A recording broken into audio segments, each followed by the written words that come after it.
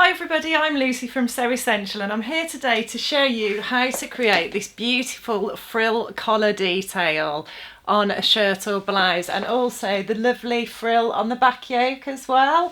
So this is a ready to wear blouse that I bought many moons ago, and when I wore it on the vlog previously, people loved it and raved about it, and I promised that one day I would recreate it, and that day has finally come. So I'll take you through step by step how I created the collar and also the frill for the back yoke.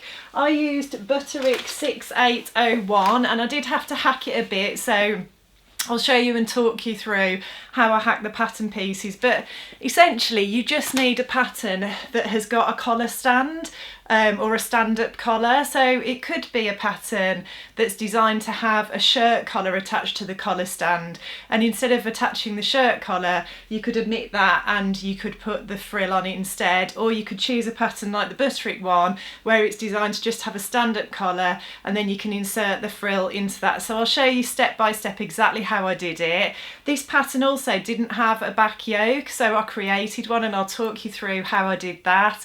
And any of the tools that I use today or other tutorials that I refer to, I will pop those links below for you so they're nice and easy to find. And I'm not wearing the blouse today, I did finish it last night, the recreation blouse, but I wanted to save that for my makes video because I wasn't sure which order these videos will come out in yet. So I thought, you know, I don't want to spoil the surprise, you'll have to wait and see that one, but I will take you through these techniques step by step today, so I really hope you enjoy those. If you like what you see today, please do like and subscribe, because every week I bring you a video packed full of sewing goodness. And also, if you need a little bit more content in between the Friday videos, if you're craving some more sewing inspiration and tips and tutorials, do hop onto our Instagram account and give us a follow there as well, because every day I post and I share my journey, what I'm making now, and you'll also get photos of my makes as well, so you just get to see things from a bit of a different angle. But let's get started with the tutorial. So this is the pattern I'm using, Butterick 6801. Now this didn't have a back yoke on it, and I do want a back yoke to create the blouse that I'm working on. So what I did was I took the back pattern piece, and to create the back yoke, the back pattern piece previously would have been joined like so, and all I've done is slashed it, spread the pattern pieces, and then these white bits of tissue paper, you can see, if I just overlap there, you can see there's a bit of white tissue paper. That is the seam allowance which I've added onto the top piece and the bottom piece there. You can see I've added 5/8 on there as well, because obviously then you're going to sew those two pieces together to create your yoke, and that will be the area where you'll be able to put the little frill that you're going to create. To check how far down the armhole to position the yoke, I actually just used the ready to wear blouse I was copying, and I just lined the pattern piece up and judged it and looked at, well, how far down the armhole is the yoke on the ready to wear blouse. So you could just do that as an example, you could just check against a ready to wear blouse like I did. I've also attached, not that this is relevant to this tutorial, but I have actually attached the front yoke onto the back yoke here as well, because originally this pattern had a front yoke and it didn't have a back yoke at all, but I felt that there would be too many seams if I kept the front yoke and had a seam here. So in the opposite way to how I slashed and spread the pattern piece to add the yoke, to remove it, I overlap the pattern pieces by the seam allowance, join them up as you would in the fabric, and tape that down, so I got one piece for the top and then the piece for the bottom there.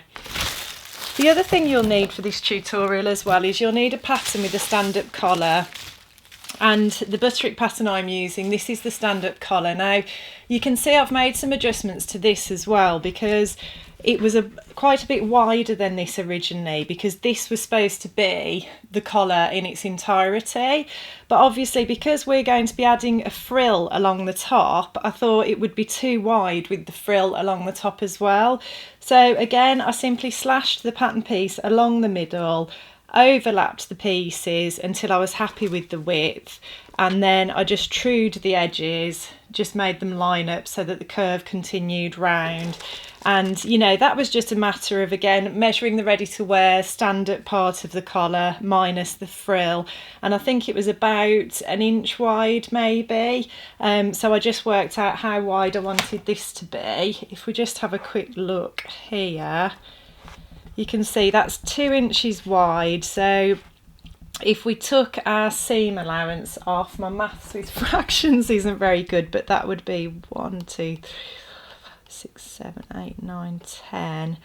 It would leave you with 3/4 of an inch, standing up off the blouse, and then your frill's going to be attached to that. So that's how I worked that one out. And then once I'd made the adjustments to the pattern pieces, I needed to get my fabric prepared. So I cut 2 of the collar out. So I've got one which is interfaced and one which isn't.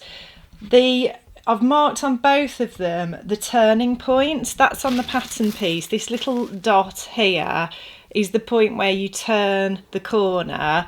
So that's where the corner will be on your collar stand. So I've marked that, and that's important because that's the point that you're going to line up the frill with, because you want your frill to stand up just as the collar turns the corner. So I've cut 2 of those out. I've also cut, this is a yoke I'd previously cut out before I decided to join the front. But this, just for the purposes of this demonstration, I'm just going to use this yoke and just use a bit of fabric for the back there, just to demonstrate that to you. But also I've cut out these 2 long strips of fabric here. So these are, let me just check how wide these are. I think they're about 1 5/8. Yeah, they're 1 5/8 wide, which gives you enough for, you've got a 5/8 seam allowance, and then you'll have your frill left from that. So they're 1 5/8 wide, and they're really long. I just made them as long as I could. I mean, I think generally you probably need about twice the length of your collar or twice the length of your yoke piece. But if you've got some excess fabric, make them a little bit longer, because it just gives you something to play around with. And just for measuring and marking those things, those strips, I use my So Easy ruler, which is actually a quilting ruler, but this is really invaluable for a lot of dressmaking tasks, I find, particularly pattern alterations and cutting fabric out, especially when you want to make sure it's nice and straight, because it's got the grid. You can line it up with the selvages and just make sure that everything's perfectly perpendicular. I use my little prim sewing gauge. I just find that really useful for lots of these sorts of measuring jobs. It's just got this sliding gauge on it, and it's got centimetres and inches. And then also I use my Chaco pen, because I just find that these give you real accuracy, because there's a little wheel on the end and it just enables you to draw very, very precise lines. This is a clover one, so I'll link all of these products below anyway. So now I'm going to sew the 3 thread rolled hem down the long length of my strips of fabric that are going to create the ruffles. I'm using my Desire 3 Baby Lock. I've got it set to a rolled hem, stitch width M, and stitch selector on D. Now you might be able to do this, and you can do this on other makes and models of machine, but just check the manual for details. You'll need to remove one of the needles like I have, and you might need to adjust loop tensions and stitch widths and lengths, but just check the manual for details. And then just start sewing. I'm just trimming off the edge of the fabric. Doesn't matter really, you haven't got to go for massive accuracy here, because it is going to be a ruffle and it's going to be sporadic, but just trim those edges off and sew that long length.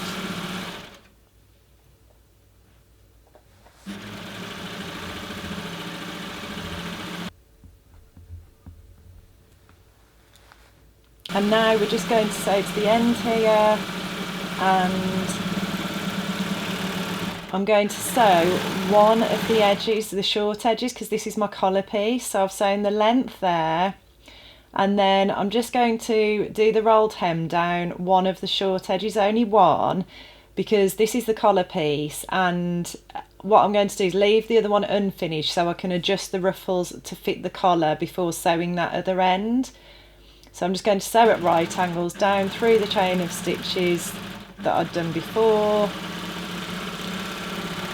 and then I can see there that actually I haven't quite caught all the fabric, so it doesn't matter, I've got plenty of fabric to work with here. I need to just lift the foot, I think, this time actually, just to make sure that it can get through. So just re-sew that again, and I can see there that I've done that corner now. So you can see that corner's nice and finished, ready for the collar. And then the chain of stitches, I just need to use a needle to just thread those through the stitches at the back.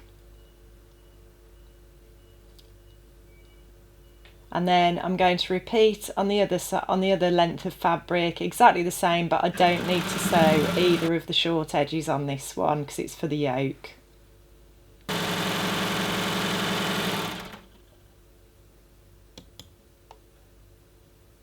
So now I'm going to sew the gathering stitches. So we've got fabric strips with the rolled hem, and I've got long tails on my machine thread, and I'm going to sew the first row of stitches 1/4 inch from the raw edge of the fabric, and then I'm going to sew another row of stitches 1/4 inch from that. It just gives you a bit more control over your gathers, having 2 rows of stitches.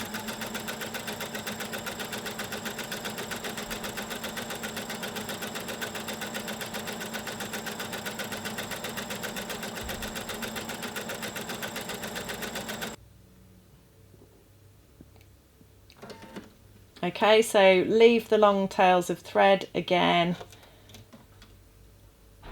and then we're going to sew the next row of stitches 1/4 inch from that initial row. Just move your threads out of the way. I'm just going to use my foot as a guide.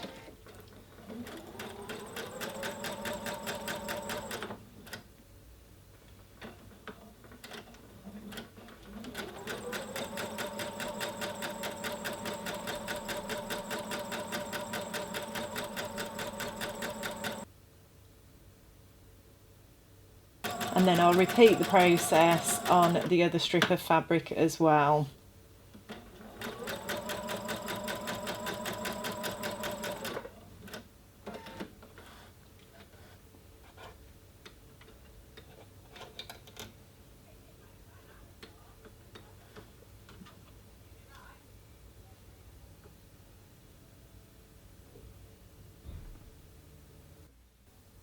Okay, so now we're going to do the fun bit and start applying the ruffles that we've made and creating the ruffles that we've made. So I've got my yoke here, and then I've got the long gathered strip where I haven't sewn the short end of the fabric here. I've got one of those here, and I've already gathered it up because I didn't want you to have to watch me doing that tedious job.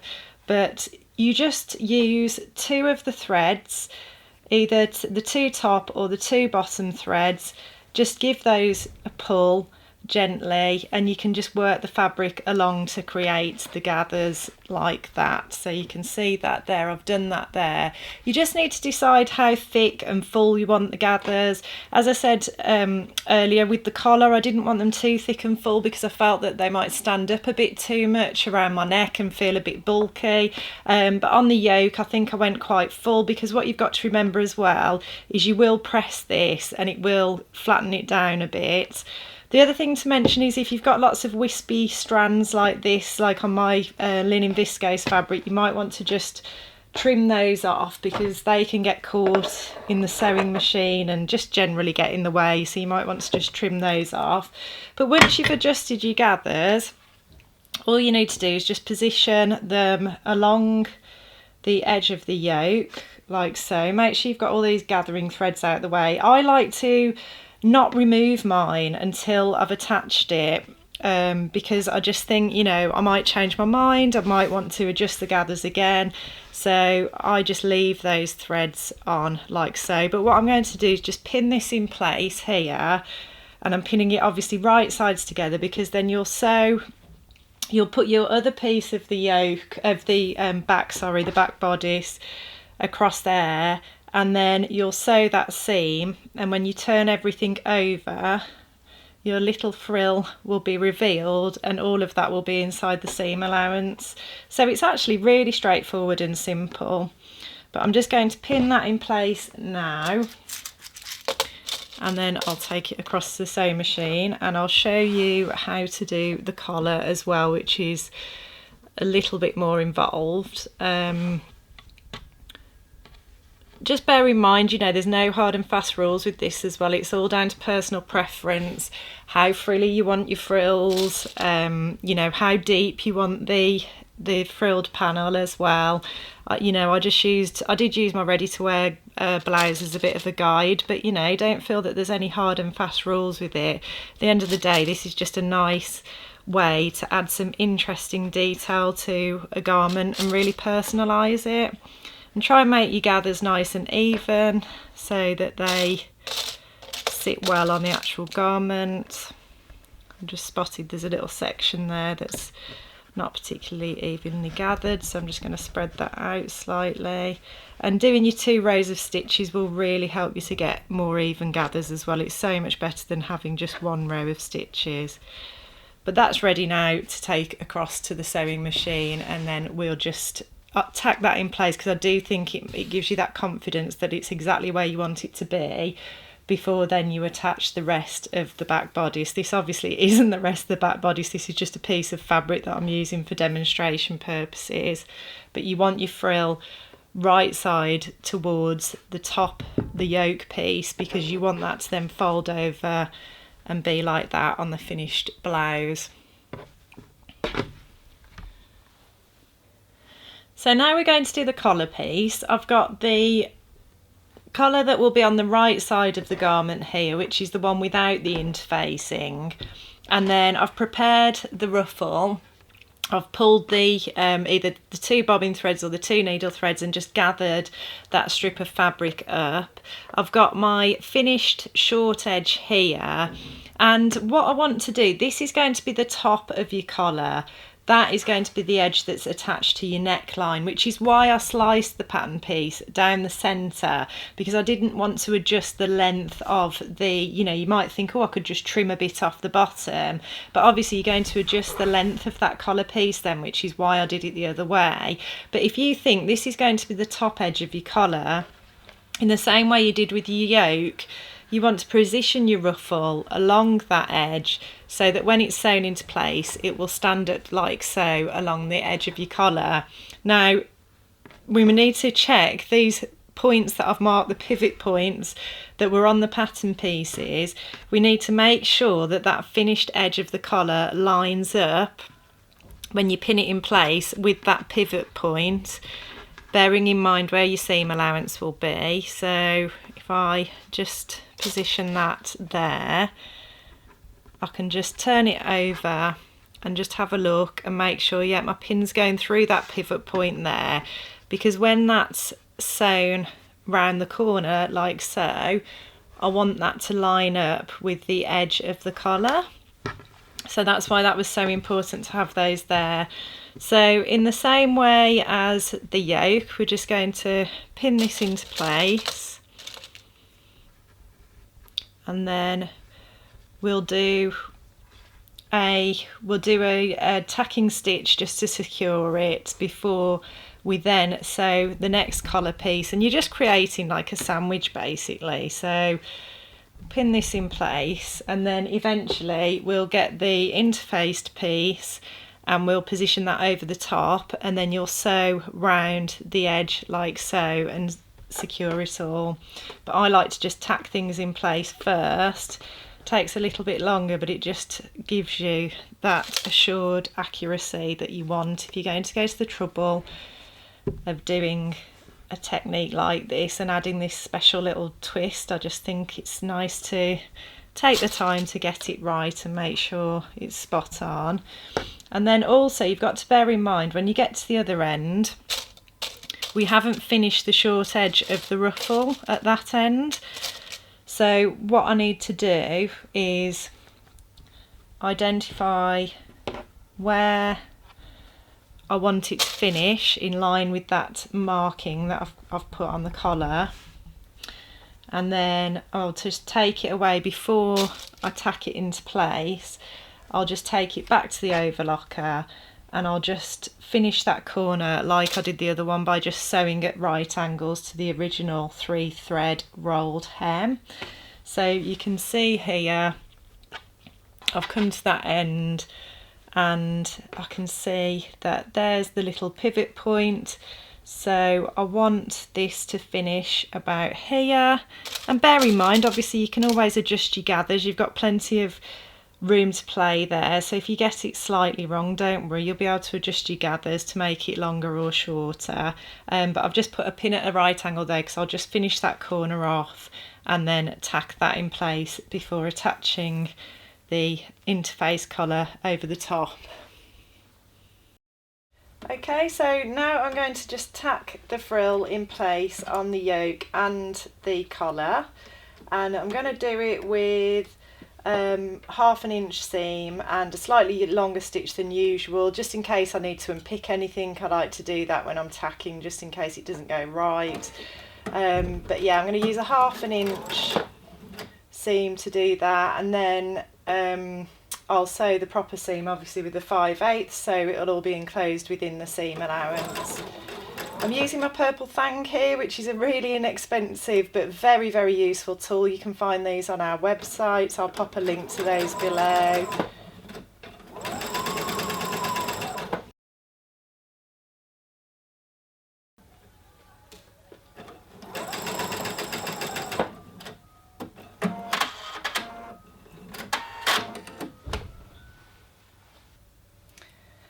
Now I'm going to do the same thing with the collar, so I'm tacking it in place. I've lined the edge of the frill up with those turning points on the collar, and I should have said at the start of the video that you'll find if you do reduce the width of your collar piece like I did, your pivot point is going to be in a slightly different place. So I was a size 12, I've cut out a size 12 in this blouse, and the size 12 point would have been here. And actually my pivot point is over here, which was the size 16 point. But you know, if the points don't look like they correspond with where you need to turn, just use a sewing gauge like this, and really you just got to think you're going to be going with a 5/8 inch, 5/8 of an inch seam allowance down there, so you just need to make sure that that pivot point where you turn that corner, as I mentioned at the start of the video, that you've got that marked. And if it doesn't go right, you can always unpick that little section. It's not an issue when you come to sew the collar, so just bear that in mind. So let's just tack that into place like we did with the yoke, and I've just put the pins in vertically there to just hold everything exactly in place where I want it. And again, I'm just sewing with a 1/2 inch seam. Bit naughty sewing over pins, but you know, it gives me that accuracy. So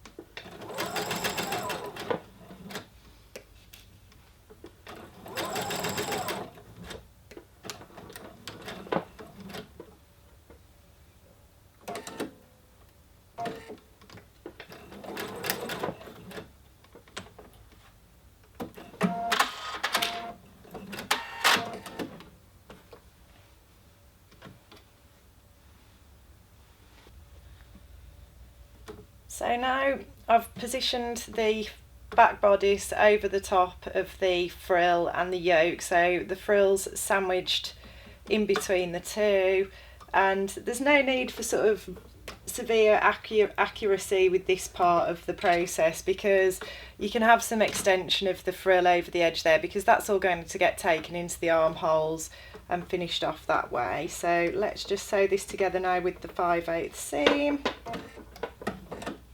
This time back tacking to secure.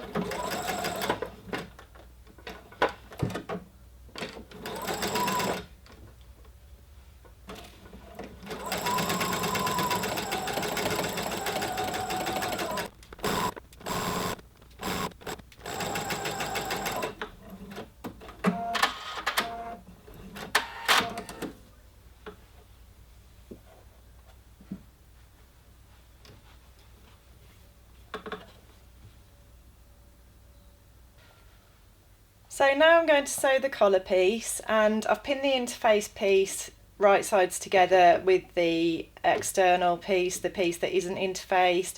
The ruffles sandwiched in the middle. You just need to be careful when you come down the short side there that you don't catch the edge of the ruffle there, because otherwise it'll be sewn into the short side of the collar, and we don't want that. We want it standing up out of the long side of the collar. And I've got those 2 pivot points marked there. That would have been the size 12, but because I reduced the width of the collar piece, it's actually here. So I'm just going to sew that now. I'm using my seam marker foot because this can be quite helpful for people if you find it hard doing things like turning corners. And I also use needle up down when I'm doing this process as well. Yeah, I mean, you can just sew it in a smooth curve, but if you do find it difficult, this can help you to manoeuvre around. So